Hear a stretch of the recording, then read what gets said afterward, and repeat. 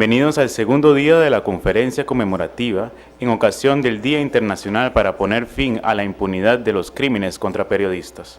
A continuación, daremos inicio al sexto panel de discusión denominado Buenas prácticas en el combate de la impunidad, para lo cual cedo la palabra al señor Ernest Zagaga, oficial de Derechos Humanos y de Seguridad de la Federación Internacional de Periodistas, Bruselas. Thank you, Protocol. Good morning, everyone, and thank you very much for coming. My name is Ernest Zagaga. I am the head of the Department of Human Rights and Safety at the International Federation of Journalists. We are based in Brussels, Belgium. And it's a privilege and an honor for me to be here to represent our General Secretary, Mrs. Elizabeth Villara da Costa, who unfortunately could not make it here because of other engagements in Brussels. And she sends her apologies and best wishes for this conference.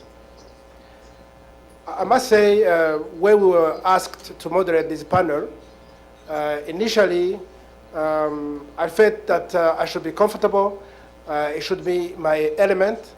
After all, for many years, I wore as a badge of honor the description that my fellow journalists used to label me as, describing me as the lawyer by training and journalist by accident.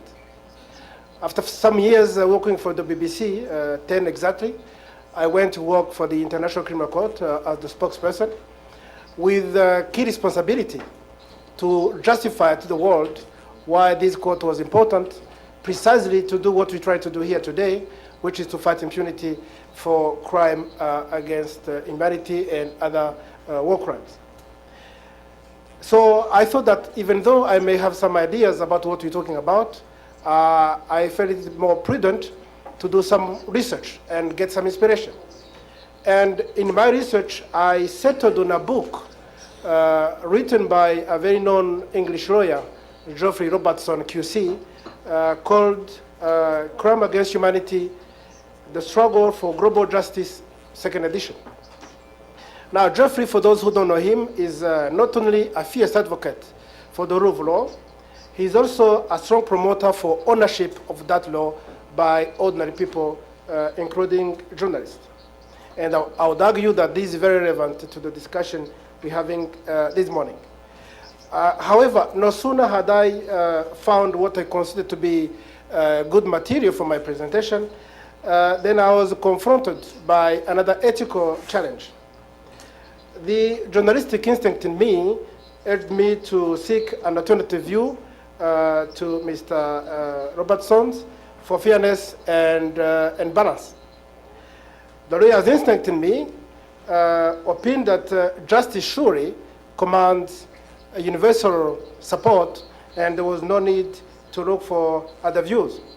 But in the end, years of living in Belgium and experiencing the art of compromise, which is a national sport in that country, prevailed. And I came up with a compromise of my own. I decided I should make full disclosure about the tense rivalry between the two argumentative souls which inhabit me, and then go on to use the material anyway. So while Jefferson, the book of the barrister, focuses on international criminal justice, I believe it can equally apply to the issue at hand in this morning session for a number of reasons. First, we are here to address the struggle for greater protection of journalists from violence, which has claimed thousands of lives of media professionals. At the end of this year, my organization will be marking 25 years since we began publishing annual reports on journalists and media staff killed in the line of duty. We heard another raft of figures yesterday from partner organizations, but I think we all agree that all these numbers show that the levels of violence in media are simply too high and unacceptable. Second reason is that our struggle is a global struggle because the entire globe, the victims of this violence span the entire globe, and no region of the world is spared from this killing spree of journalists and other media workers. And finally, the struggle is about accountability, which after all, in the end, simply means justice for the victims who suffer violence. Equally, like the search for international criminal justice, there is no quick fix to the issue of impunity for crime against journalists. But Robertson encourages us to persevere. Justice, in his view, is prone to have its own momentum once there is a procedure for its delivery. And as for the international criminal justice, the struggle to end impunity for crime against journalists requires a new era of enforcement. That era of enforcement cannot happen until and unless, according to the learned mind, something is done by the laws, by the courts, and by the prosecutors. Now, the first step to resolve any problem is to recognize there exists one. And in our case, I'm afraid there are rather many of them we need to address, such as cases of successful prosecutions for journalist killings are still few and far between. And the question for us today is to determine whether it is a case of governments being unwilling or unable to prosecute those killers. Do the length of these proceedings amount to justice delayed is justice denied? Do investigations focus on small fishes while masterminders continue to evade accountability? Are regional mechanisms with issues of access and implementation of their rulings in particular fit for purpose? And what concrete actions can be taken to address each of these challenges? Now, these and many more from you are some of the issues I would like to put to our panelists. But before I call on our speakers, I wish to propose some ground rules, and I wish to beg the panel's indulgence as I intend to enforce them. Let's see whether we do better than the government. I would like to propose that each takes no more than 15 minutes for their presentations. That will leave time for an interactive dialogue with the panelists. So now it is my privilege and honor to introduce a panel made of eminent personalities. To my right, a man who really needs no introduction, Judge Baltasar Garzon. Judge, it's a very pleasure to meet you because the first time I came to know you, I was working for the BBC. At the time, you were trying very hard to get your hand on Pinochet in London. Judge Baltasar is the president of International Center for Human Rights Promotion. And again, as I say, he's a Spanish judge. To my left, I have a federal prosecutor from Brazil, João Bosco. And far to my right is Mr. Bach Avejanov from the Global Freedom of Expression and Information at Columbia University in the US. And to my far left, I have Dr. Mohamed Ayat from Morocco, who used to work for the International Tribunal for Rwanda in Arusha, and also is an advisor to a number of institutions, such as the Office of the Prosecutor of the International Criminal Court. So I would like to invite Judge Baltasar to make his presentation first. You have the floor, sir.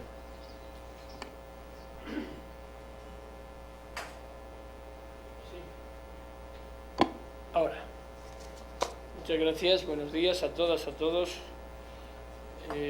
Claro, yo tenía preparada una ponencia para aproximadamente una hora. Les voy a relevar de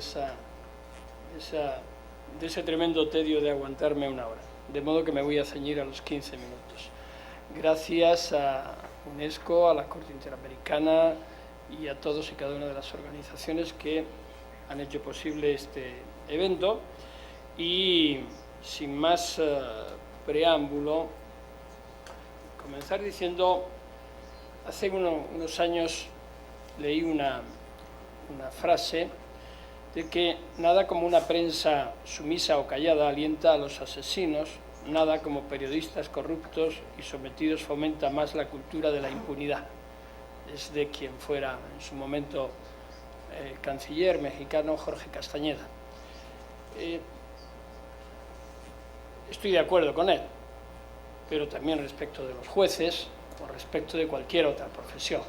Quizás se hace el énfasis en el ámbito del periodismo porque realmente hay quien hoy se pregunta si existe una gran crisis del periodismo, si realmente el concepto del periodista investigador, del periodista que descubre y que se juega la vida y la pierde, o que es objeto de secuestro, amenaza, desaparición, realmente hoy día continúa existiendo, o por el contrario, los propios ámbitos corporativos a los que pertenece impiden que informe realmente sobre lo que puede acontecer con movimientos sociales o con desarrollos complejos en la sociedad o de lo que está sucediendo. No cabe duda de que hay una contraposición y creo que en la jornada de ayer y supongo que en la de hoy va a estar sobrevolando todo el debate de la situación que en muchos países y en Latinoamérica en particular se está viviendo, una confrontación entre las corporaciones mediáticas o de poder mediático y el poder que se ejerce desde el Estado en algunos países y ese gran choque de trenes en el que en medio se queda pues, deteriorada al máximo derechos o realidades como la intimidad, que yo digo que entre todos hemos contribuido a una especie de biodegradación de la intimidad. La intimidad es algo ya del pasado, ni siquiera está totalmente degradada, o la hemos degradado nosotros, de modo que no es casi ni siquiera uno de los límites que tradicionalmente se afirman como límites a la hora de la libertad de expresión. Pero a veces también el poder utiliza y emplea como instrumentos de su desarrollo a determinados sujetos, y entre ellos también los periodistas. Pero el periodismo en sí mismo es el elemento base, es el elemento nuclear de la democracia, de la libertad, pero siempre y cuando realmente nos estemos refiriendo al ejercicio libre de esa profesión periodística. Yo tengo recogidas, evidentemente, todas las resoluciones de los tribunales internacionales, incluso las buenas intenciones de los mismos y las malas intenciones también. Y siempre hay una doble realidad que me preocupa, que es lo que se escribe y se dice con lo que se aplica y se desarrolla. Es decir, tenemos una especie de doble moral permanente, una especie de Dr. Jekyll y Mr. Hyde, que decimos una cosa y pensamos otra, con lo que en los términos jurídicos civilistas se llama la reserva mental, ¿no? Y casi nunca coincide lo que decimos con lo que realmente pensamos. El día en que esa coincidencia se produzca, yo creo que las cosas funcionarían bastante mejor, sobre todo en el ámbito de la transparencia. Por cierto, que transparencia, libertad de prensa se convierten en aliadas imprescindibles para avanzar en la idea de una prensa libre y, a su vez, en convertir en peligrosa a esa prensa libre. Desde el momento en que se busca la transparencia frente al poder, comienzan los problemas. Desde el momento en que se opone el periodista, la profesión periodística, y denuncia, de nuevo comienzan los problemas. Cuando la información es benevolente con el poder, desaparecen los problemas. De modo que seamos honestos y digamos que de todo hay en la viña del Señor. Es decir, lo mismo que hay jueces venales o jueces corruptos y grandes jueces que han dado su vida por la sociedad, también hay malos periodistas y buenos periodistas, y que incluso se han prestado, por ejemplo, a ser casi parte de un instrumento de acciones bélicas, ¿no?, insertándose como un elemento más de propaganda dentro del mecanismo de las acciones militares. El ejemplo lo tenemos en muchos ámbitos. En Bosnia, por ejemplo, lo tuvimos también en la guerra de Irak. Por cierto que, y este ya es un hecho relevante de buenas y malas prácticas a la hora de proteger a los periodistas, por ejemplo, que cubren conflictos internacionales o que desarrollan su labor en zonas de riesgo. Yo en alguna ocasión he abogado y sigo abogando por la creación de un instrumento convencional internacional para la protección de los periodistas. Si realmente estamos decididos a hacerlo, hagámoslo bien.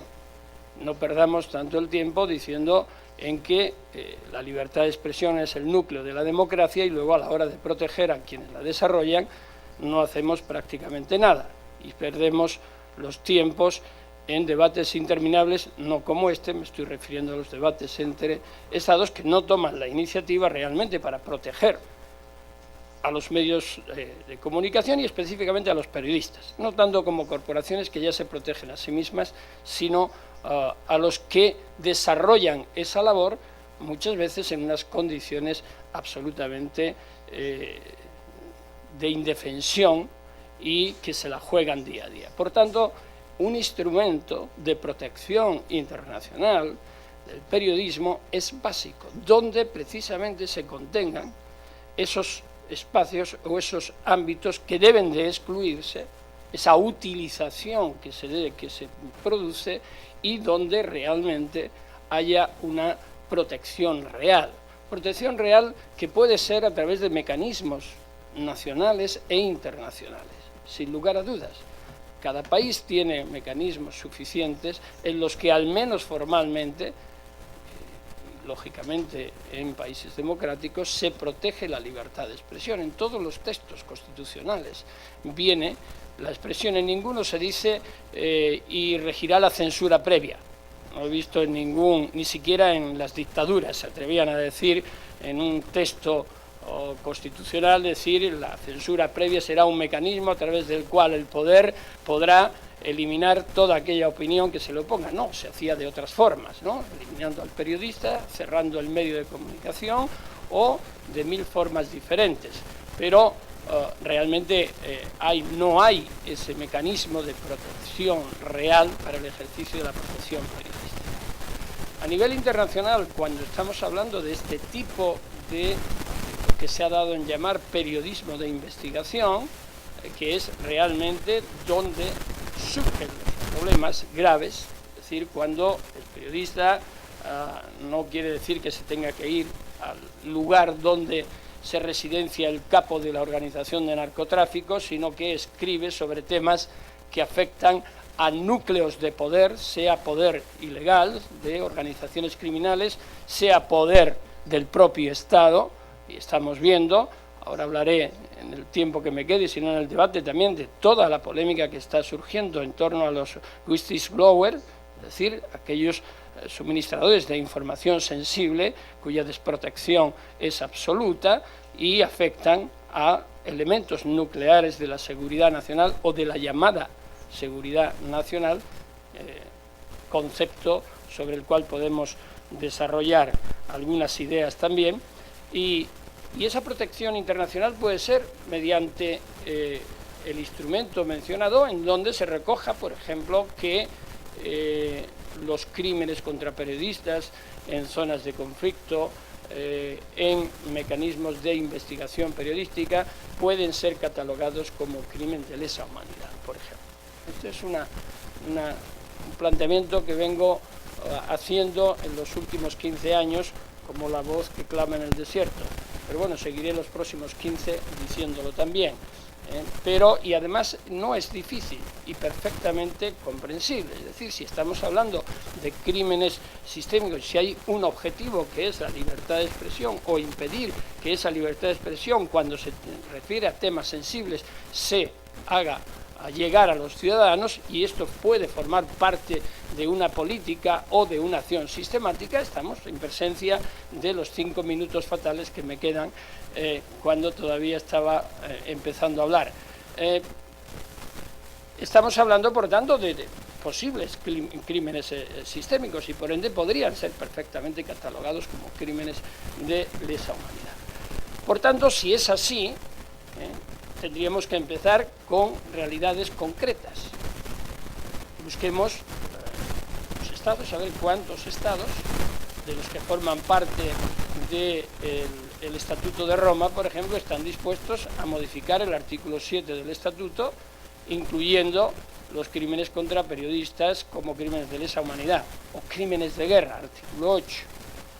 ¿Y por qué digo esto? Porque, y aquí un ejemplo concreto, quizás algunas recordéis aquel bombardeo en Bagdad contra el Hotel Palestina, que un tanque norteamericano lanzó un ataque o una bomba contra el Hotel Palestina, que era donde estaban los medios de comunicación y donde había personal civil. No había error. Pues se dijeron que es que se confundió con un objetivo militar. No, no se confundió con un objetivo militar. Fue claramente intencionado para generar la psicosis que se produjo, silenciar mediante el ejercicio de la fuerza total de un ejército a aquellos que no estaban en línea con la propaganda oficial. Ahí murió un periodista de la agencia Reuters, un periodista español también, el periodista Couso, y se puso en funcionamiento otro mecanismo que creo que es perfectamente válido, que es el de la jurisdicción universal.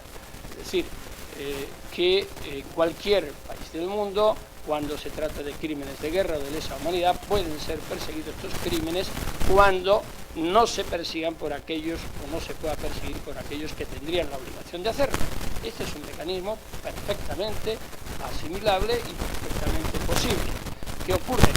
Que luego nos encontramos con los intereses diplomáticos o los intereses estatales que, cuando se les plantea esta cuestión, lo que dicen es no. Por tanto, ¿dónde está? ¿Dónde estamos? ¿De qué estamos hablando? Es decir, cuando hay mecanismos perfectamente viables, lógicamente estoy hablando en el ámbito judicial, en el ámbito legal, ya ayer se trataron otros ámbitos, pero podría también mencionarlos, no hay una decisión para amparar esta iniciativa, cuando es perfectamente posible hacerlo. Por tanto, en ese ámbito realmente extremo del que estamos hablando, tenemos también que hacer mención a los que se juegan y las que se juegan la vida. En el último minuto lo voy a decir, referido a la utilización que a veces se pretende hacer por parte de organizaciones criminales de el propio mecanismo del periodismo o de los propios medios de comunicación, a veces sin necesidad de llevarlo a cabo, pero con una efectividad desestabilizadora tremenda. Y en la contraparte aparecen de nuevo los periodistas que son objeto de organizaciones criminales, narcotraficantes o de crimen organizado, ante la pasividad de los estados. Entonces uno llega a preguntarse si es que de alguna forma interesa que eso sea así, porque es tan evidente que la inercia del Estado a la hora de proteger a quienes se la están jugando por comunicar es que no interesa. ¿Por qué? Porque desvelan un nivel quizás de incidencia de la criminalidad organizada que se quiere ocultar por otros ámbitos, o porque hay un discurso totalmente diferente. Termino, y sin necesidad de que ya me toque la campanilla el moderador, con una anécdota que refleja lo uno y lo otro, ¿no? En España hubo el 11 de marzo de 2004 4 atentados terroristas en los que se atacaron a 4 trenes de cercanías que iban a Madrid. Hubo un total de 191 personas y una más que murió después cuando fueron a detener a los presuntos terroristas y estos se inmolaron con una bomba, muriendo los 7 periodistas y el policía que iba a entrar en el apartamento correspondiente. Bien, desde el segundo día, casi desde el primero, pero no voy a desarrollar mucho, desde el segundo día había elementos absolutamente claros, terminantes, de que el origen de los atentados había sido grupos, personas vinculadas al yihadismo. Nunca al terrorismo autóctono nacional, que es el de ETA en el País Vasco, una organización terrorista con unos perfiles que no cuadraban para nada con esos atentados. Sin embargo, ¿sabéis cuánto? Un sector importante de la prensa, no periódicos marginales, no esto, sino un gran sector de la prensa, por claras intenciones e intereses políticos, mantuvo la posición de que había sido ETA, incluso después de una sentencia condenatoria confirmada por el Tribunal Supremo, Tribunal Constitucional y Tribunal Europeo de Derechos Humanos, que seguía siendo ETA durante 7 años. Y a los 7 años dijeron, pedimos disculpas porque realmente parece que no fue ETA. Es decir, eso es una grosería y eso es también digno de ser investigado, porque ataca la esencia de la propia libertad de expresión y de la propia profesión periodística. Por tanto, yo creo que hay buenas prácticas, no demasiados éxitos, pero sí hay mecanismos para que pueda haberlos. Lo que ocurre es que pongo en duda que haya realmente un interés a nivel institucional para que esa protección se produzca. Muchas gracias.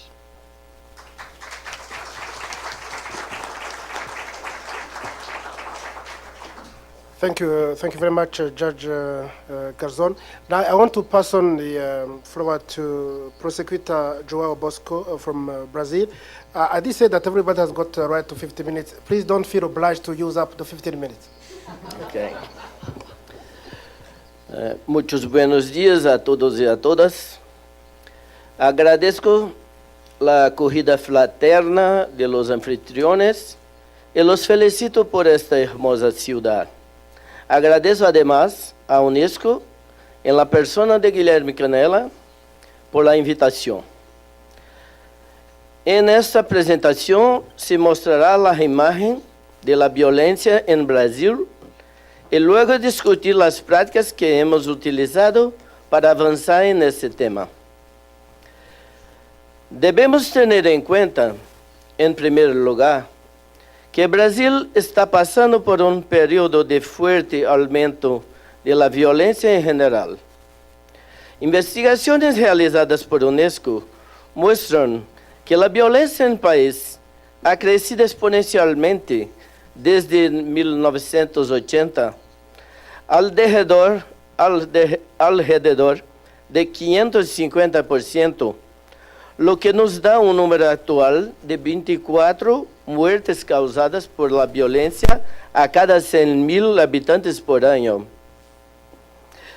Entre estas muertes incluye la violencia contra los comunicadores y las comunicadoras, pero los datos de la violencia contra ellos y ellas no son los mismos.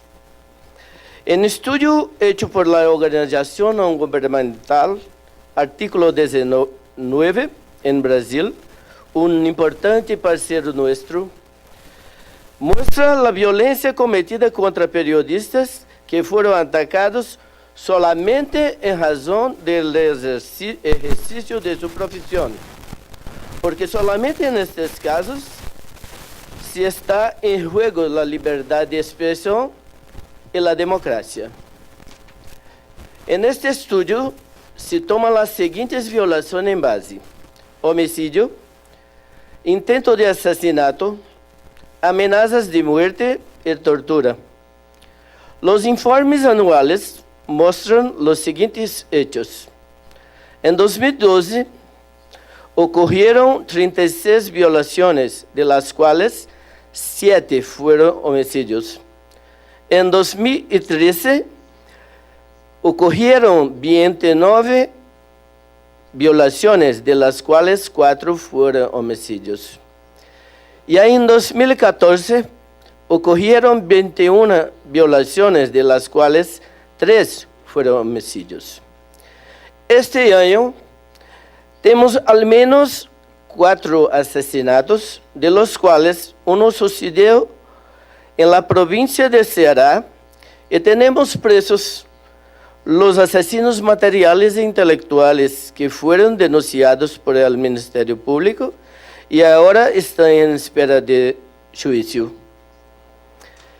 En general, los autores de esta violencia son políticos de ciudades pequeñas y también agentes de policía.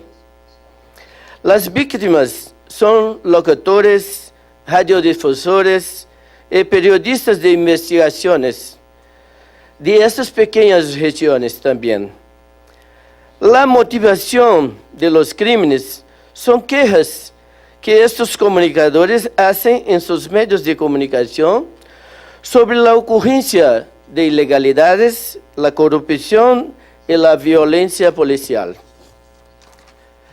Hecho este breve resumen de la situación, ahora vamos a diagnosticar las causas de la violencia general para tratar de explicar su ocurrencia relativa a los comunicadores en Brasil.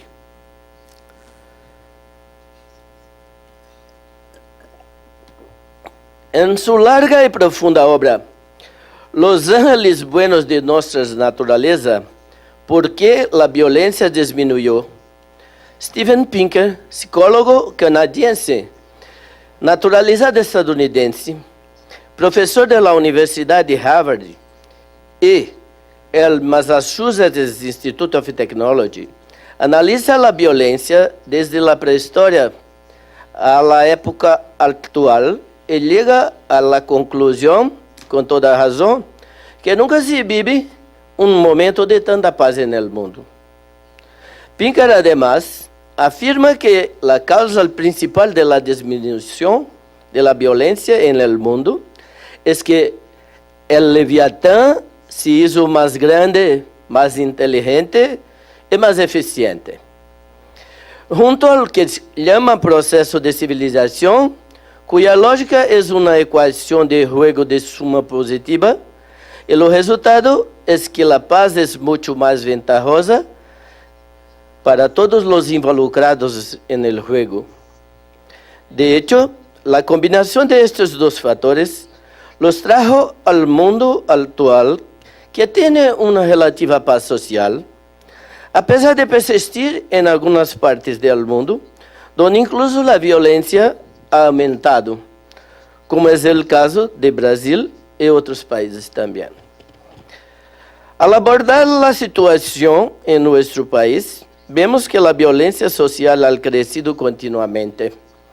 Este aumento indica exactamente la necesidad de mejorar la agencia del gobierno brasileño, que no es tan inteligente así y aún no ha sido capaz de desarrollar una represión adecuada, sin la cual prospera la impunidad, que constituye, por tanto, la principal causa de la violencia. Entonces, en los años 80, cuando los países latinoamericanos casi todos vivían bajo una dictadura militar, Brasil también comenzó a democratizar y empezamos a hablar de la nueva constitución que coronaría el paso del poder de los militares a los líderes civiles. En los debates previos de la Constitución, hemos hablado de la oportunidad y conveniencia de tener un ombudsman, pero en contra de la idea, decían que tenemos un poder ejecutivo muy fuerte. Y en Suecia, una recomendación suya podría ser atendida con prontitud. Por supuesto que en nuestro país, acabado de salir de la dictadura, eso no pasaría.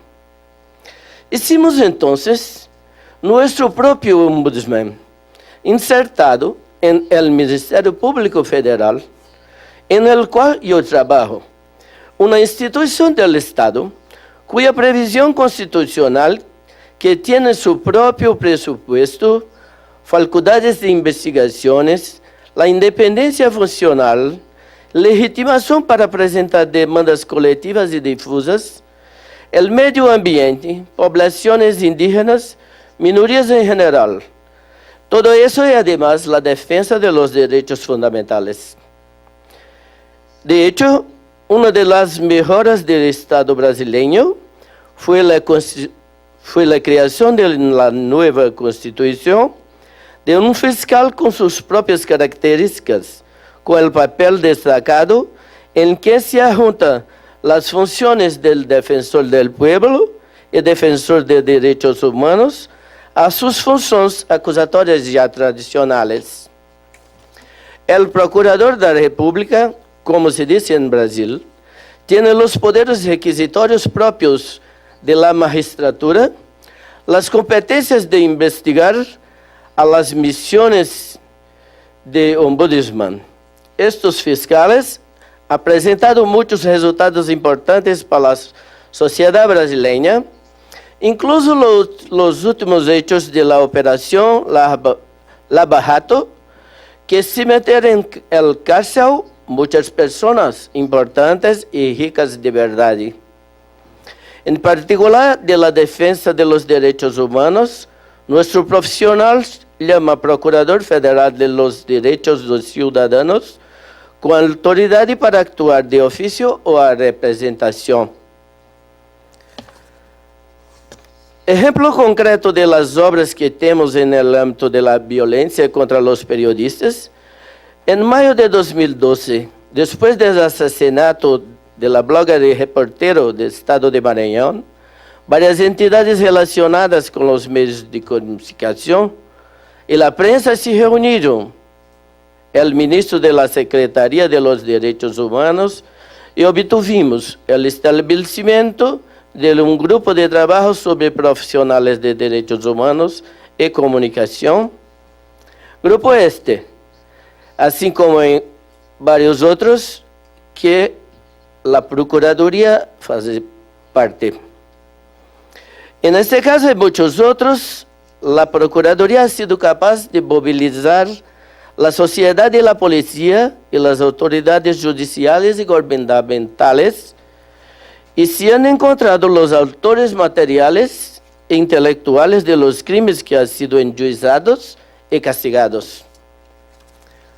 En la práctica, la Procuraduría actúa con organismos estatales, organizaciones nacionales e internacionales y representantes de la sociedad civil, persuadiendo al gobierno para la protección y defensa de los derechos individuales, no disponibles, colectivos y difusos.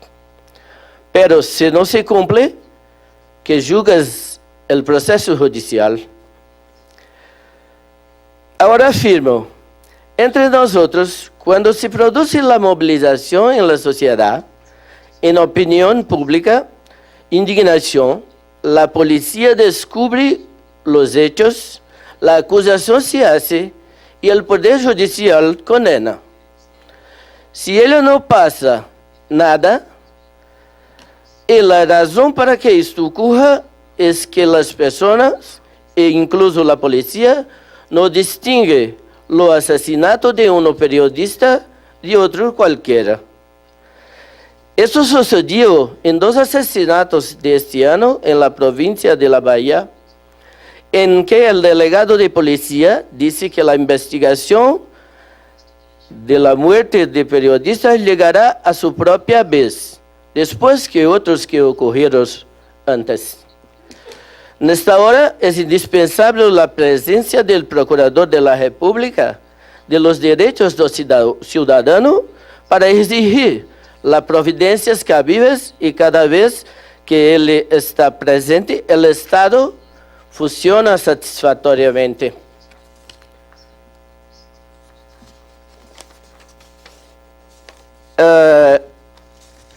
Apenas como ejemplo, La Procuraduría trabaja en problemas de accesibilidad, acceso a la información, alimentación adecuada, medios de comunicación, los niños y adolescentes, derecho a una vivienda adecuada, derecho a la memoria y la verdad, los derechos sexuales y los derechos reproductivos, la discriminación, la educación, la tercera edad, la inclusión de las personas con discapacidad, el bienestar y la asistencia social, la reforma agraria, la salud y la salud mental, la seguridad pública, las prisiones, la tortura, el trabajo forzoso, entre otros, trata de personas. Sigue en pie como promotor de eventos importantes como lo que sucedió la semana pasada para discutir la democratización de los medios, en que tuvimos incluso la presencia de nuestros queridos Toby Mendel y Guilherme Canella, ambos aquí presentes. Así, tenemos el Ministerio Público Federal, las características de los nuestros, como los nuestros puede representar una importante contribución al respeto de los derechos humanos y, en particular, para poner fin a la impunidad de los crímenes cometidos contra periodistas. Muchas gracias.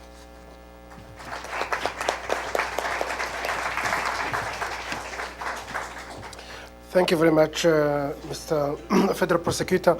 We now pass on to Bak Avez Janov from the Global Freedom of Expression and Information at the Columbia University in the US. I am trying to go as fast as I possibly can because I know you have questions to put to the panel. So again, I encourage our speakers, if they don't have to use up the 15 minutes, to feel free to do so. Thank you. I'll try to do that. Good morning, dear participants. My name is Bakaviz Janaf, and I'm here on behalf of Columbia University's Global Freedom of Expression Initiative.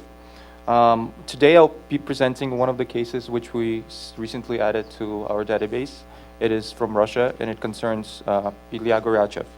Ilya Goryachev has been convicted for just 2 months ago for the establishment of the organization of militant Russian nationalists, or as it's known in Russia, BORN.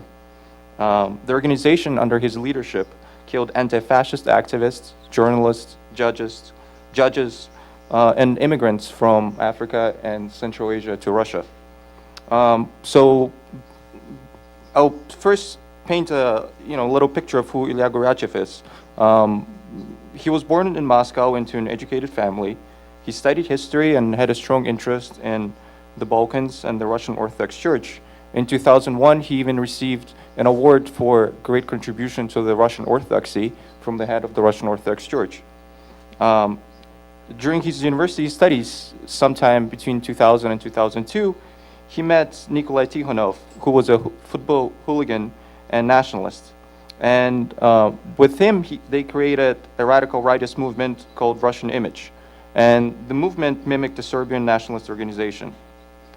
They produced magazines and held rallies, again, very, very public activities. After Goryachev graduated, he led a very active and public political life. He worked for several politicians in the Russian parliament, all of whom, of course, refused to be identified with him later on, saying they didn't know who he was. He wrote stories for newspapers. He was a member of a political committee for the People's Union, one of Russia's smaller political parties. He even organized a major nationalist rally in 2009, which ended up with quite a few people beat up and dead. And he also worked as a communications manager for a Russian Orthodox TV channel for 2 years.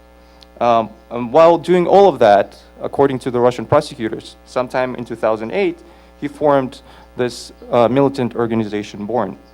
So what exactly has BORN been guilty of? Among other things, BORN was active only between 2008 2011, and during that time, its 6 members killed and attacked over a dozen persons, including And I'll mention only the more prominent cases.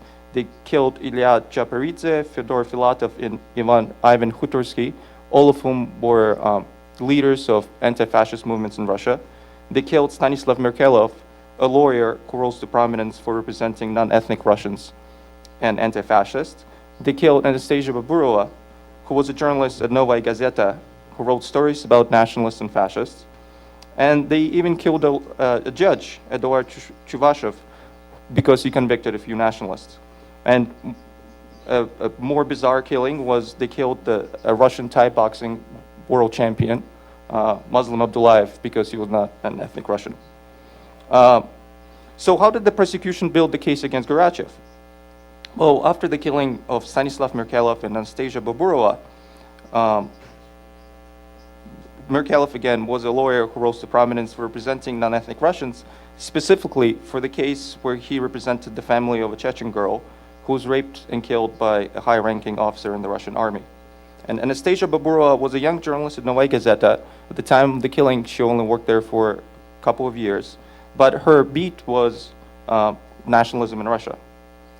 Interestingly, the members of Born claimed that they killed the journalist by accident because they wanted only to kill the lawyer, and she was just at the wrong time and the wrong place. The police soon began to suspect that the responsible parties for these two killings were Nikita Tikhonov and his wife Yevgenia Khassis. Both, as later was found out, belonged to Born. In the latter half of 2009, the police interviewed Ilya Garachev about the murders, during which he stated that Nikita Tikhonov and Yevgenia Khassis were the murderers. Soon after, in 2010, Garachev fled to Serbia. From there, he sent a notarized letter rejecting his earlier statements, and which incriminated his Born comrades. He cited that the Russian state security services exerted pressure on him, which is why he had to make those statements. The police notified Tikhonov and Khassis about Garachev's statements, and who in turn, of course, incriminated Garachev, stating that he was the one who gave the orders to kill Merkelov and the judge Eduard Chuvashev.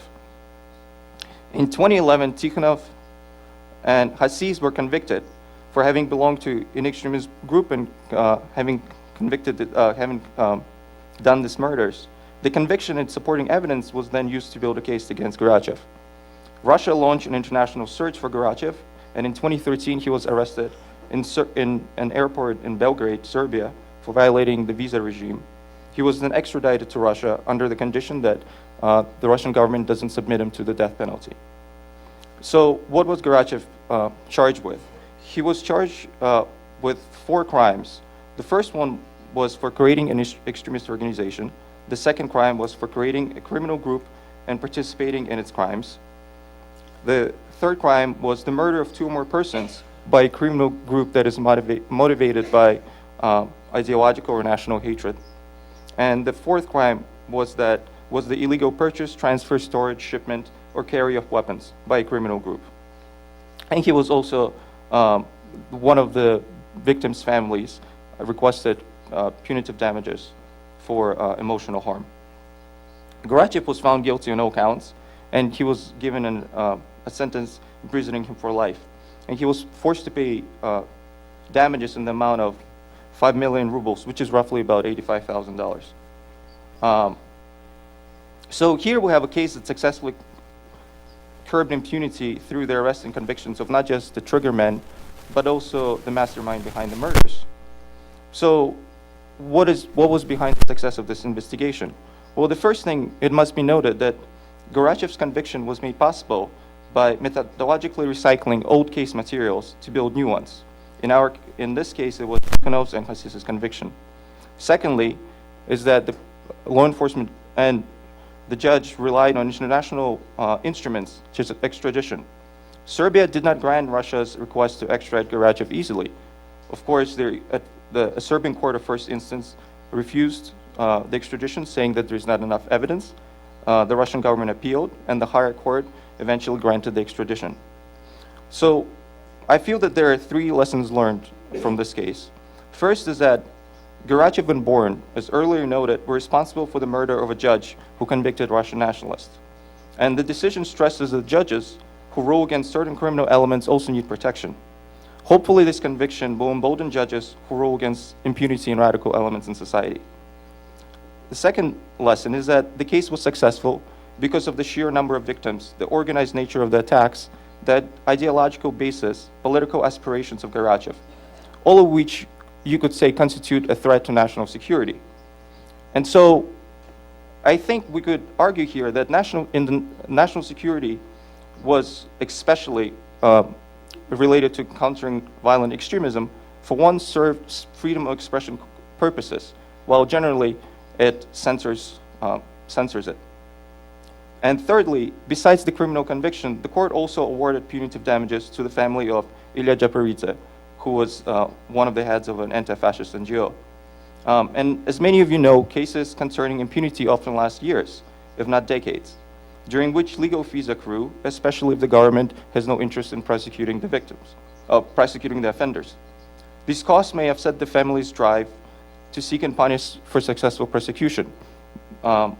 So by awarding high punitive damages, the court gives hope to others that if finances are the only reason for why they're not pushing for justice, that hopefully at the end they'll get their costs back. So my final question to remark is that here we have a case where the crimes were clearly ideological, motivated to punish anti-fascist speech. And in Russia, as we all know, extremist or fascist speech is punishable criminally, and oftentimes it's used to censor newspapers. But interestingly, in this case, the prosecutor decided not to bring up charges for hate speech. So two reasons come to mind. The first is, well, was it that the nature of the other crimes were so serious that there was no need to bring lesser charges? The second option is that the prosecutor simply did not want to bring speech-related charges.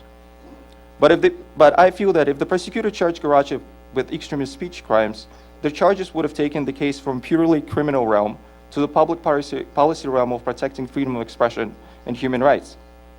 And if the prosecutor does not bring such charges, then should the courts be more proactive in linking certain crimes to violations of freedom of expression? As yesterday, one of the cases that was mentioned was that of Norbert Zongo, and the African court in that case stated that attacks on journalists have a chilling effect on freedom of expression. Russia also has laws penalizing activities that prevent journalistic activities, and for some reason the charge also was not brought in this case. Unfortunately, we do not know the reasons, but I'm just wondering if this was a lost opportunity. To conclude, I wish to say that new technology globalized speech, especially radical ideology. This in turn globalized the risk associated with producing speech. And impunity now has global ramifications. To best curb this internationalization of crimes against freedom of expression, the judiciary must also become global and learn how to use international instruments and how to apply international or regional norms to localized decisions, as well as how to draw lessons from judgments of other jurisdictions. One way is, of course, to use open source materials or online global databases such as Columbia Freedom of Expression or any other database. But we do need a more kind of unified approach to addressing these issues. Thank you.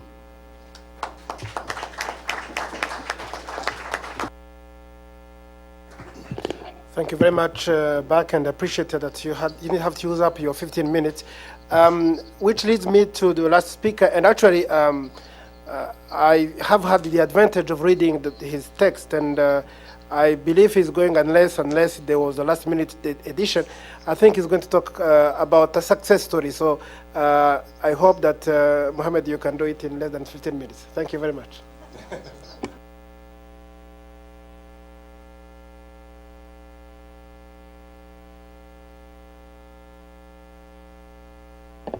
Ladies and gentlemen, it is both a pleasure and honor for me to be able to address you today and to visit this country for the first time. Pura vida. I would like to thank the organizers of this forum for offering me this unique opportunity. As a human rights, freedom of speech is an end of itself. However, it has a functional dimension. It is also a tool. It is also a mean to claim and protect the other human rights. In fact, the rights to speech, freedom of speech, is a cornerstone of democracy. Its vital importance explains why the human rights instruments draw its boundaries very wide. According to the famous Article 19 of the ICCPR, it's a right to be enjoyed by all persons for seeking and disseminating information through any means of media. Nevertheless, these boundaries are subject to limitations. For the right to freedom of speech is not an absolute right, which is, by the way, true for most of human rights.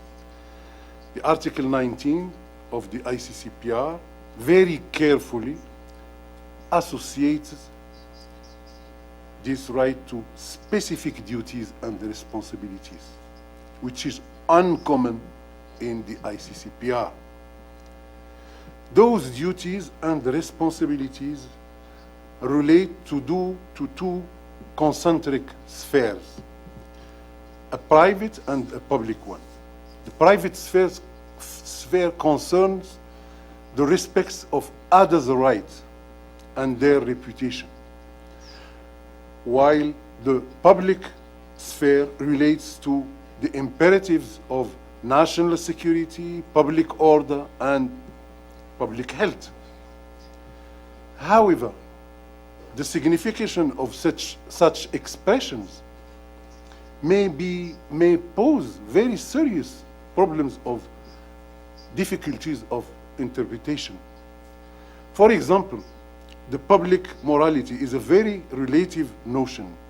Its meaning depends on changing cultural factors. Nowadays, in some countries, for instance, homosexuals have acquired the right to live in couples, while in other countries, homosexuals are persecuted on a daily basis and sometimes sentenced to death of the name of public morality. Likewise, the notion of public order lacks precision and clarity. For example, it is obvious that public order in a democratic state is not the same as in a bloody dictatorship.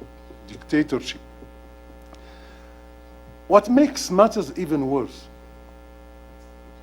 is that those foggy notions are first and foremost interpreted by each state on its territory.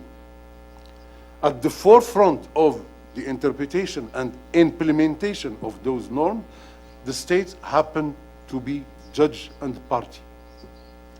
Yet, in principle, justice must have always the ultimate word at the national level and at the international level. Human rights mechanisms nationally and regionally have produced an important corpus of jurisprudence on these issues. But of course, I will not dwell on this jurisprudence because I have been asked to present a case that was handled in a country in the MENA region, case where justice has ruled in favor of the protection of a journalist. A kind of success story located in the region where I come from.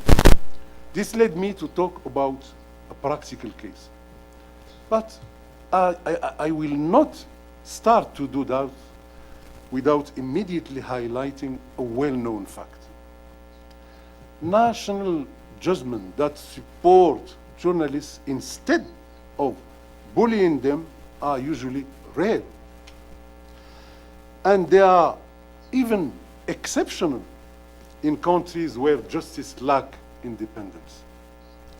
The concept of public order, morality, public morality, could easily be interpreted in a broad and conservative manner, and therefore can be used to stifle the freedom of speech instead of protecting it.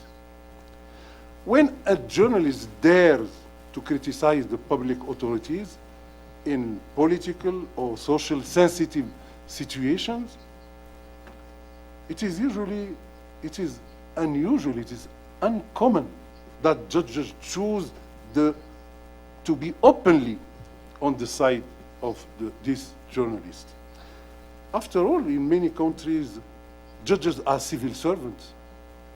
Moreover, they usually enjoy some economic and social privileges. On the other hand, the evolution of their careers might depend on to a certain extent, on the way they interact with the executive power.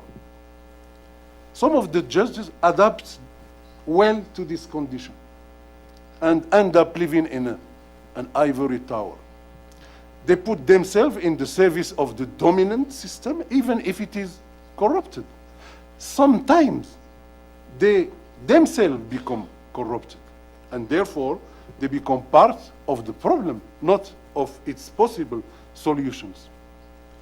Other judges, maybe the majority, simply do not dare to take risks for their safety, physical safety, employment career, development career, etc. Not all judges have the guts, I would say, of someone like my brother Balthazar Garson or Van der Meer.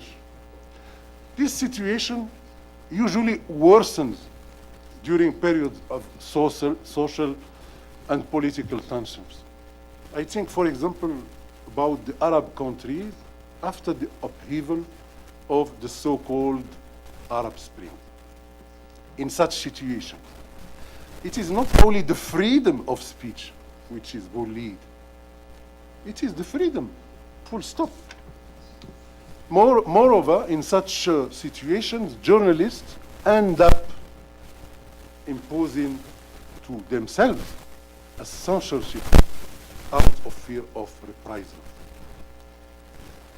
There are legions of examples where journalists have been harassed by public authorities without being protected by justice. Cases that could be qualified success stories for journalists are the exception, not the rule. Judges can be very sensitive to the red lines drawn by the executive power. The separation of power is sometimes a mere optical, or I would say, optical illusion. So I was asked, as I said before, to present a sample of these rare cases where a judge dared to hit the table and fairly defend the right to freedom of speech. To do so, I will set out a case, a judgment that was rendered in favor of a journalist who has reported the corruption case in Lebanon. The name of the defendant is Mohammed Al-Maghribi. The judgment is quite recent. It was issued on November 2014. Journalist in question is also an attorney of law, at law, who is also a fervent defender of human rights. He has published in his Facebook a page, a piece of information regarding the corruption of a custom controller. Allegedly, this senior official have illegally entered to the country a large batch of goods without complying with the formalities required by law. Such behavior, if proven, would be generally related to corruption. Outraged by this publication, the senior official brought the matter to the judge of expedited matters. He argues that the published information harms his reputation, asking to delete it from the website under a penalty. The journalist, attorney at law, replied that he has the right to denounce the rampant corruption in his country. The judge rendered a judgment in support of journalists. His reasoning is interesting in several respects. On one hand, the judgment refers to Lebanon internal framework, which is in line with the international standards of freedom, notably the Constitution, an article of the Constitution. It also adds that Lebanon has ratified the ICCPR, which protects the right to freedom of speech. The judgment also points out the necessity of the right of freedom to speech to assert a real democracy. I will not go into the details of this reasoning. The judgment also reports the negative impact of corruption on the economy and cited the Convention on the Fight Against Corruption. There is a provision in this agreement that stipulates that the state must allow private entities to participate in the fight against corruption. They should be able to denounce it and to unveil it to the public. Another issue tackled by the judgment, and I will not go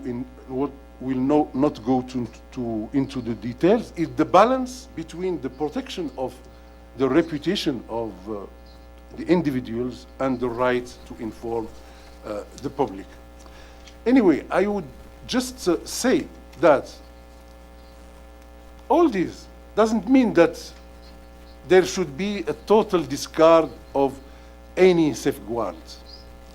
In my opinion, there are at least two. First one is internal to the corporation of journalists, the ethic of journalism. Second one is justice. I would like to add also that beside this case, there are other cases that were, targeted against the same person. And this is very emblematic. It's usually the same almost everywhere.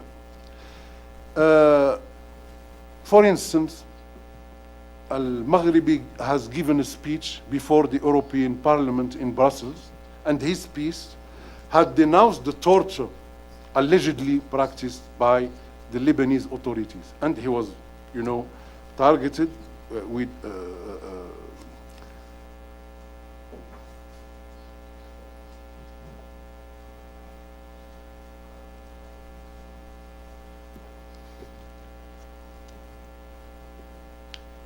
he was brought to justice, but fortunately the judge, the penal judge, has dismissed the case and acquitted the defendants on the basis that he was only exercising his right to freedom of speech. There are other files that were, brought against Mohammed Al-Maghribi. Let me conclude. I would like to salute the courage of the journalists who defend human rights, often against all odds, taking great risk to themselves and to their loved ones. And would like also to pay tribute to the judges who have the courage to support, to back them. Finally, I would like also to emphasize that this courage must be sought by all of us. The actions of a strong and a vigilant society can have a preventive impact on the intimidation of journalists who honorably exercise their profession. They may also instill, I hope, some courage to the judges who hesitate to effectively protect journalists. Thank you for your kind attention. Maybe if you allow me, I can add that, in fact, I had a paper in French because I thought that I had a contribution in Argentina, in El Salvador, in Guatemala, in French. So I thought the translation would be there, but I had to translate this overnight. Thank you. Okay. Mike. Yes. Well, thank you very much, Ms. Hayat. French is still alive, and don't worry, we're not going to forget about it. So there you have it, ladies and gentlemen. There is actually a closer relationship between journalists and judges. On one hand, journalists strive to expose abuse of power, corruption, and crime, and on the other, judges are there to make sure that the breakers of the law are punished and that there is accountability. So I want to thank the speakers, and we seem to have like 15 minutes or so. I want to open the floor for questions and answers. Can we take maybe 4 at a time, and then we can see how much we can squeeze in? I will start with the gentleman here in front here. If you could just tell us who you are and ask your questions. Thank you. Bueno, buenos días a todos y a todas. Gracias, un excelente panel. Baltasar, quisiera quizás que tú pudieras reflexionar un poco sobre el rol del mensaje simbólico en estos procesos de lucha contra la impunidad. O sea, en el caso más famoso que tú has liderado, que es el caso contra Pinochet, tu presencia en los medios, en explicar lo que estaba ocurriendo, tuvo un efecto muy importante en América Latina, por ejemplo, de seguir con la discusión sobre los crímenes cometidos por las dictaduras militares, la Operación Cóndor, etcétera. No voy a entrar en detalles. Sin embargo, hay mucha duda, muchos jueces y ministros de corte que dicen que los jueces solo deben se manifestar en los expedientes. Entonces, quisiera un poco escuchar de ustedes cuál es la importancia de un mensaje claro de los operadores de justicia contra los crímenes que se ocurren, que son cometidos, particularmente en este caso de la violencia contra periodistas. Y para terminar, un otro tema que está vinculado a esta cuestión del simbolismo del mensaje, hay frecuentemente operadores, sean jueces o fiscales, que adoptan un discurso muy semejante al discurso de la violencia sexual contra las mujeres. Sí, claro, es una violación, pero mira cómo estaba vestida, ¿no? Y en el caso de la violencia contra los periodistas ocurren cosas semejantes. Mira, lo mataron, pero mira lo que estaba diciendo él en sus textos. Entonces, también ahí pregunto sobre la importancia simbólica de que el Poder Judicial deje un mensaje muy claro que la violencia es inaceptable, punto, independientemente de lo que ha dicho el periodista o la periodista en sus informes, ¿no? Gracias.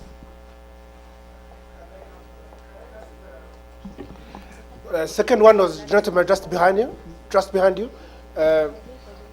Can I ask those who have questions to make them really concise and short, so that we can also have very short answers and have more questions, please? Please go ahead. Thank you. Just a very short comment on what Bakhtiar told us about the case. You mentioned that hate speech wasn't mentioned in the proceedings, and this is perfectly obvious why in a Russian court hate speech couldn't be used, because then the prosecution would have to bring to court the executive director of the major Russian TV channel Russia Today, who said that gays should not be allowed to give blood, and if one dies in a car crash, his heart should be buried and must not be used for transplant purposes. Thank you.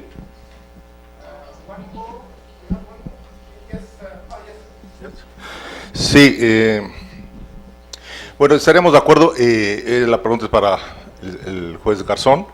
El desarrollo exponencial de la tecnología actualmente pues, ha tenido un impacto fundamental en prácticamente todas las conductas humanas. Pero una de las sombras también de este desarrollo exponencial de la tecnología es lo que usted bien llama, y estoy de acuerdo con usted, en la biodegradación de la intimidad. La biodegradación de la intimidad, pues actualmente se puede tener acceso, y todos estamos en una vitrina donde se puede tener acceso a los diarios de guerra de Irak, y usted bien conoce de eso, a información confidencial del Pentágono.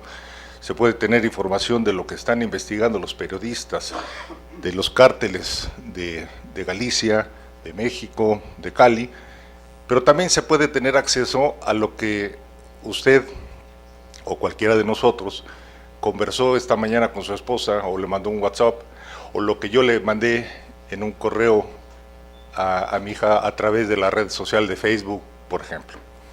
Mi pregunta concreta sería, señor Garzón, ¿cómo visualiza usted desde el punto de vista conceptual y ético, en un futuro inmediato, porque todo está inminente, esa convivencia entre la necesidad de transparencia y su consecuente libertad de expresión para comunicarla, sea por periodistas o sea por cualquier persona, y el derecho a la privacidad de información, el derecho a la intimidad que usted menciona, que puede tener tanto las organizaciones del Estado, como organizaciones sociales, como empresas, como familias, como individuos? Es decir, eso evidentemente tendrá que normarse, pero la cuestión es, al final del día, ¿quién va a tener la llave de transgresión, la llave de biodegradación de esta intimidad?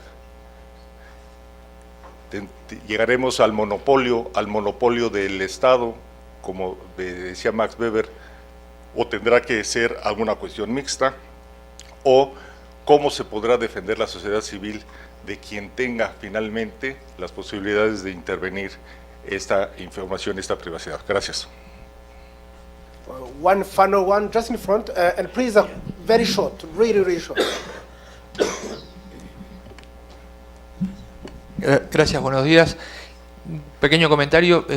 Estoy de acuerdo que hay buena parte de los riesgos para los periodistas en la relación entre poder y corporaciones y los periodistas que investigan, que ejercen periodismo de investigación, pero quería poner de presente que de los últimos 40 asesinatos en América Latina, 38 corresponden a periodistas que trabajaban en zonas alejadas de los centros urbanos, en pequeños medios de comunicación, radios comunitarias, pequeños periódicos, blogs, incluso algunos de ellos no podían sustentar sus publicaciones y pasaron a formato digital. Entonces tenemos un grave problema con aquellos que son más vulnerables o corresponsales de los grandes medios en las localidades, pero que no tienen la protección, y hay una gran precariedad en el trabajo de los periodistas y de las víctimas.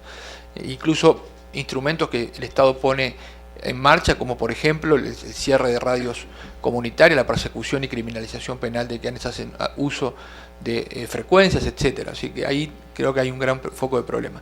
Y como este panel es sobre lucha contra la impunidad e investigación, y tal vez el mayor problema que tenemos, como ha quedado manifiesto, es la falta de resultados en las investigaciones, la falta de independencia de algunos órganos de procuración de justicia en la región, la falta de metodologías, de seguir líneas lógicas, etcétera.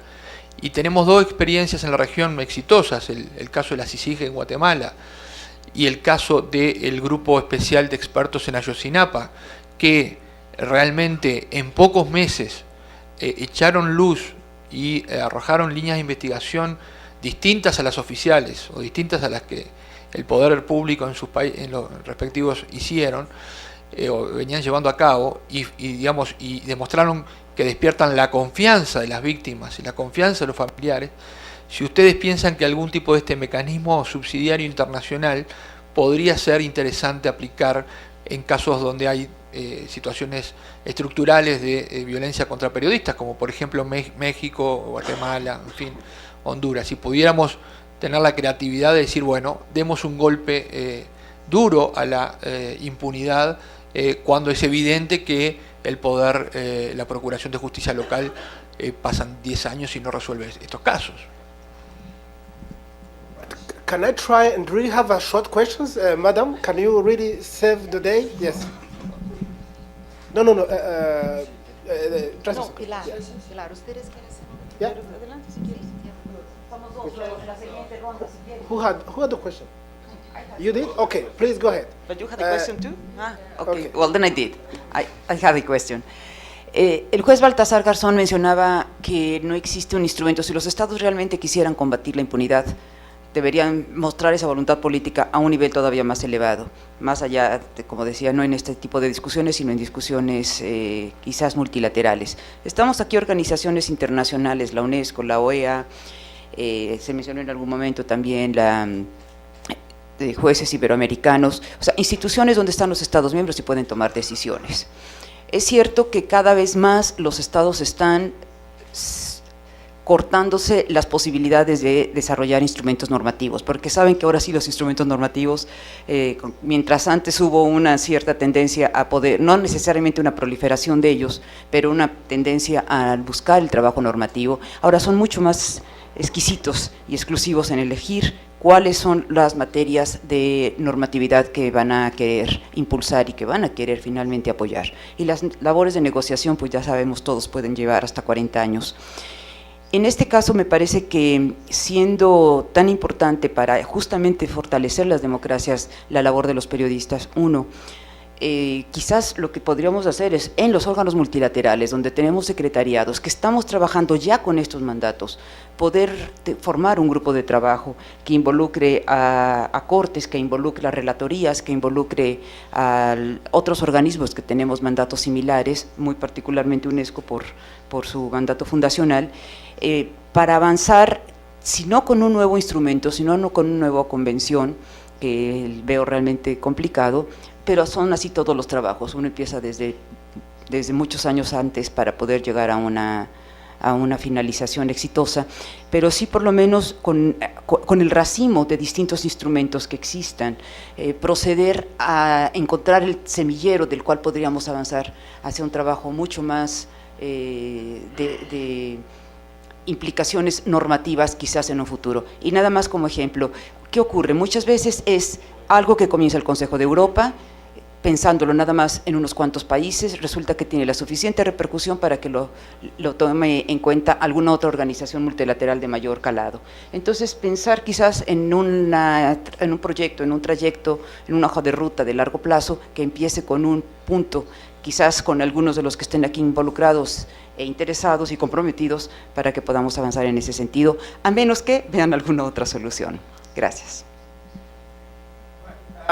Protocol kindly accept to give us some more minutes. So I'm going to take the final question from Toby, and then I'm so sorry, because otherwise Garzón will not be able to answer all those questions. Let's see how we do. Please, Toby, a short question. Yeah, sure, thanks. My question is about this idea of including crimes against journalists in the definition of crimes against humanity.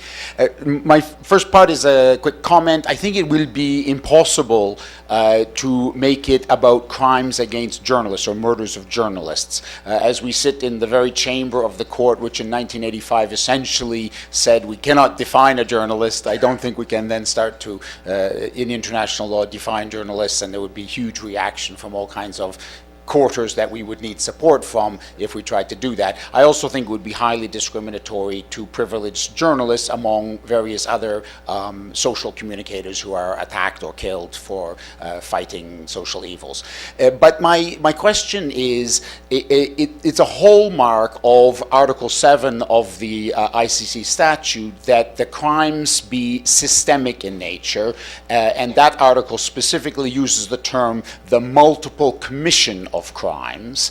So my question for the judge is whether he's suggesting that even a single crime could qualify as a crime against humanity, and if so, on what theory? I can see, for example, that you might say that killing even a single journalist has a systemic impact in as much as it silences freedom of expression and silences the ability to talk about a certain issue, let's say organized crime or whatever the issue was.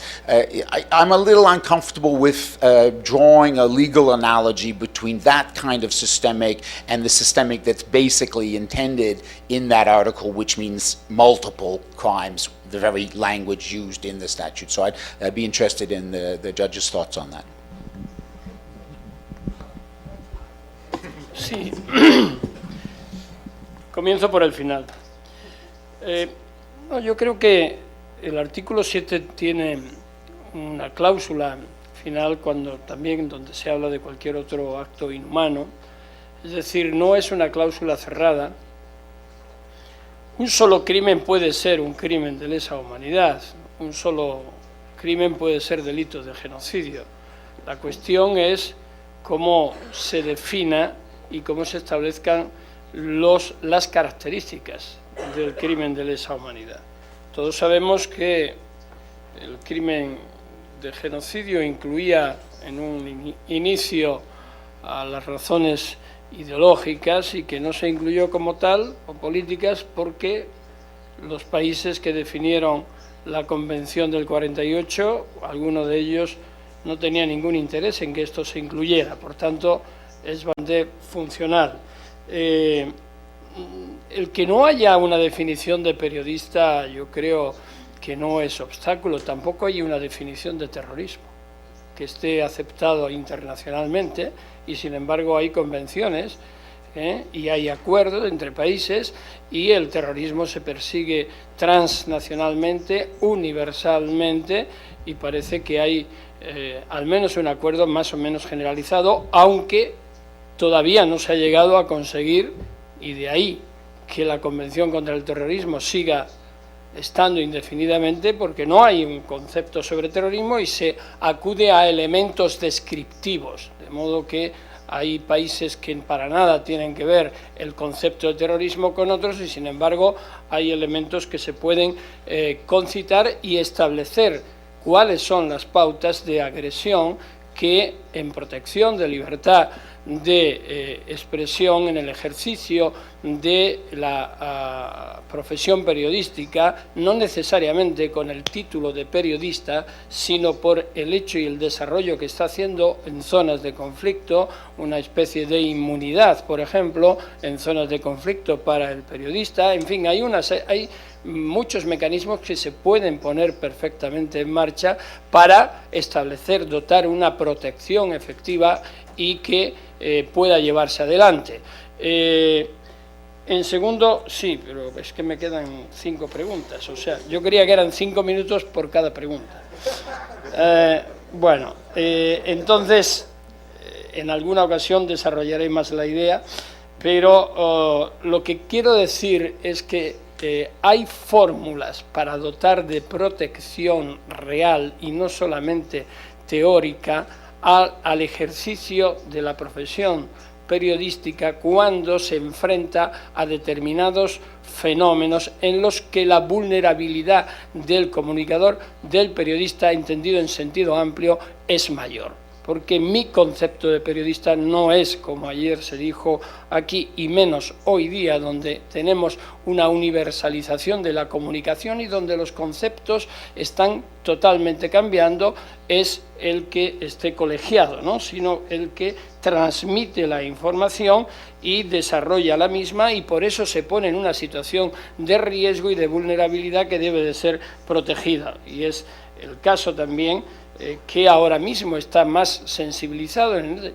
todos los que suministran esa información sensible, whistleblower, están en el ojo del huracán.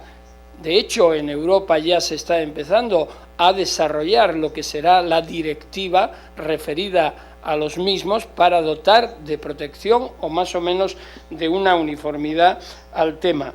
En cuanto al desarrollo de mecanismos dentro de lo que ya tenemos. Sí, pero lo importante, Pilar, es que esos mecanismos nos lleven a un objetivo. Es decir, porque el debate permanente llega en un estadio que si no avanzamos algo más es imposible continuar. Y por el hecho de que se tarde mucho tiempo, no debe de evitarse la posibilidad de hacerlo. Experiencia de la CIGIT y de Ayotzinapa, sí. Lo que ocurre es que, mientras tanto, hubo una omisión y una ocultación sistemática por parte del Estado y una especie de sorpaso que después también se extiende a la no aplicación de los acuerdos que esos mecanismos de investigación establecen. La CIGIT, hasta que ha despegado con una velocidad de reacción, ha transcurrido mucho tiempo, o sea, han transcurrido 10 años, o casi desde 2007 o 2006 que comenzó, pues casi 10 años, en que ahora tenga esa credibilidad, y hay otras iniciativas en las que la OEA incluso va a estar presente, como es la de Honduras. Sí, me valen esos mecanismos. ¿Por qué? Porque estamos abordando el tema de la transnacionalidad, de la internacionalidad. Mi identificación del crimen ya no es local. Cualquier crimen, pensemos en temas de corrupción, pensemos en cualquier otro, no es local. La visualización del localismo frente a hechos delictivos que se reiteran o a conductas delictivas ya pasó. Y si no somos capaces de conjugar esa cesión de soberanía, esa especie de soberanía compartida para hacer frente, entonces estamos hablando cosas que no tienen sentido, porque por una parte estamos propugnando a través de mecanismos internacionales unas definiciones más próximas y que nos interrelacionen, y por otra parte nos ceñimos a la interpretación local y no contextual. Ayer se decía, y es importantísimo, por ejemplo, la interconexión o interrelación interpretativa que hay entre las diferentes cortes internacionales de derechos humanos.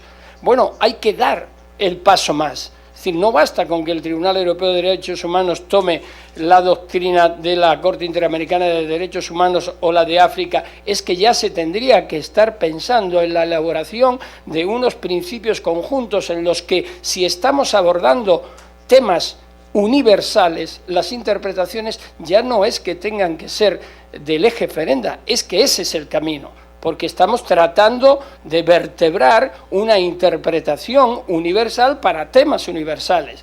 Es decir, la violación de los derechos humanos es una cuestión universal. ¿Por qué la interpretación tiene que ser local? Es decir, no tiene lógica.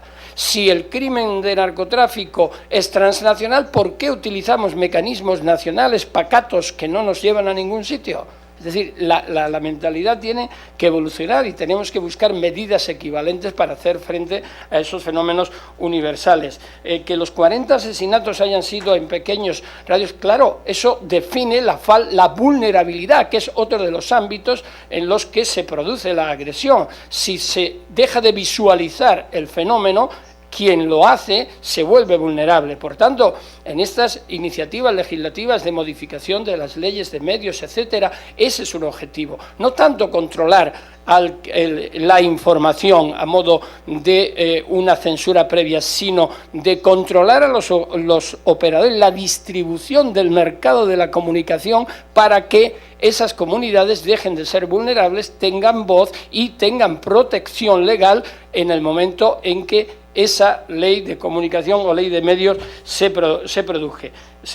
Y ya finalmente, no voy a hablar de, bueno, tendría que hablar de la tecnología, porque además es lo mío, y todo el tema del desarrollo de Internet, todo el discurso del odio en Internet. Internet vale para muchas cosas y va a valer para más, pero también me da mucha preocupación el hecho de que estamos expandiendo criterios y conceptos, por ejemplo, en la lucha contra el terrorismo, que se está produciendo una expansión y adelantando las vías de definición penal del mismo hasta unos límites que ya pensar en algo puede ser delictivo, y eso es muy peligroso, ¿no? Es muy peligroso, sobre todo cuando hablamos de terrorismo difuso, horizontal, a través de redes, y uno de los mecanismos de propaganda y desarrollo del terrorismo internacional en este momento es Internet. Por tanto, tenemos que tener en cuenta ese tema. Y finalmente, contestando al tema inicial,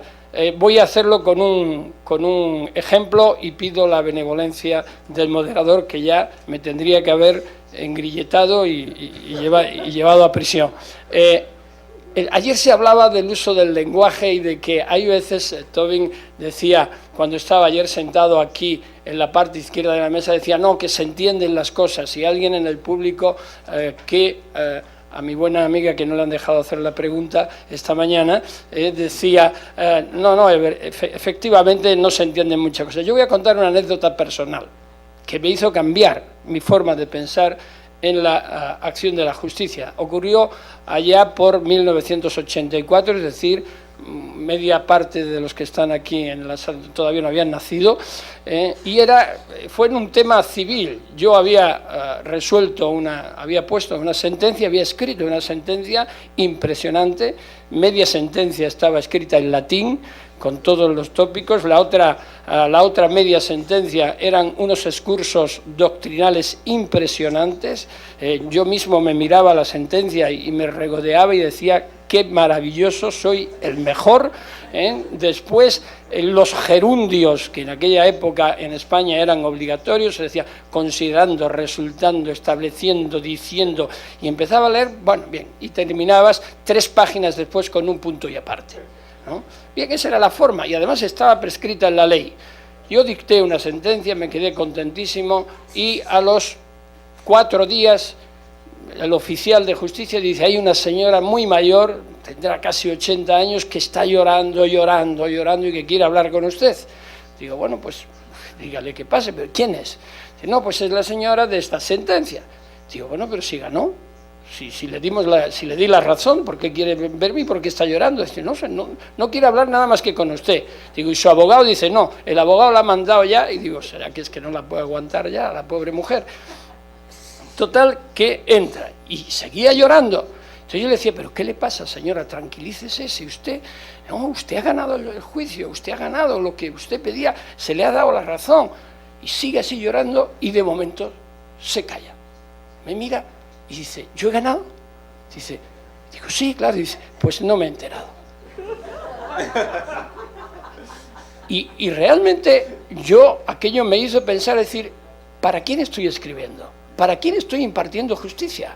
¿Para mi propio hedonismo y la soberbia propia, o para quien me tiene que comprender que ha ganado el caso y no lo sabe? Y el abogado no ha sabido explicárselo porque esta mujer no lo ha entendido todavía. Bien, cambié mi forma de redactar las sentencias.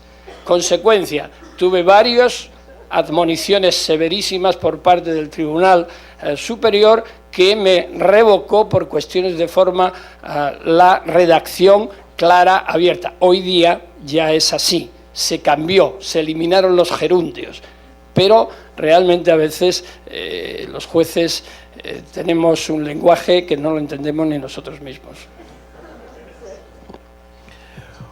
Wow, thank you so much, Judge.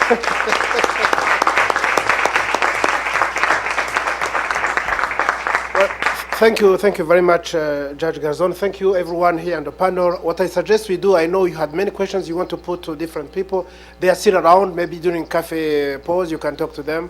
Now it remains for me to thank the panelists for their presentations, and to thank the organizers, UNESCO, Inter-American Court of Human Rights, and Inter-American Commission on Human Rights for the organization of this conference and the invitation. And I think I speak for everyone when I say that we all appreciated last night your hospitality. I think the food and drink were good, but your company was even better. So thank you so much. Have a good day.